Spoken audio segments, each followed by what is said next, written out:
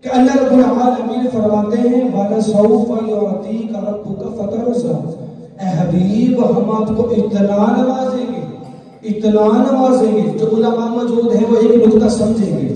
اس آیت میں ہے وَلَسَوْفَ يُعْطِيكَ، يُعْطِيكَ، جو لفظ کاف ہے وہ اس بات کی دلالت ہے۔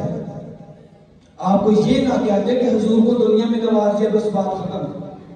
علماء اس بات کو سمجھیں گے وَلَسَوْفَ يُعْطِيكَ، لفظ کاف اس بات کی دلالت ہے کہ اللہ فرماتے ہیں حبیب دنیا میں تو نوازا ہے، آخرت میں اسے کہیں زیادہ نوازیں گے۔ وَلَسَوْفَ يُعْطِيكَ رَبُّكَ فَتَرْضَىٰ، اللہ کے حبیب آپ کو ہم نے دنیا میں تو نوازا ہے، آخرت میں کہیں زیادہ نوازیں گے۔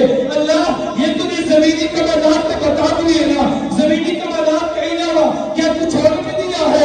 اللہ کہتے ہیں نظر آئیں گے جی ہاں اپنے حبیب کو جیسے زمینی کمالات سے مسجد کر کے بھیجا ہے، بالکل اسی طرح آسمانی کمالات سے بھی مسجد کر کے بھیجا ہے۔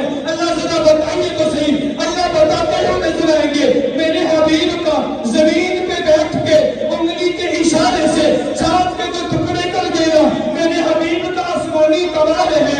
اللہ اور بتائیے نا، اللہ بتائیں گے زمین پہ بیٹھ کے انگلی کے اشارے سے سورج کو واپس لے آنا میرے حبیب کا آسمانی کمال ہے۔ اللہ اور بتائیے، اللہ بتاتے ہو نظر ہے کہ میں اپنے محبوب کو جنت میں بلانا، جنت کی سیر کروانا، معراج کروانا، کلام کرنا، یہ آسمانی کمال میرے حبیب کا ہے۔ جنت میں لے کے جانا، عمر کا محل دکھانا آسمانی کمال ہے۔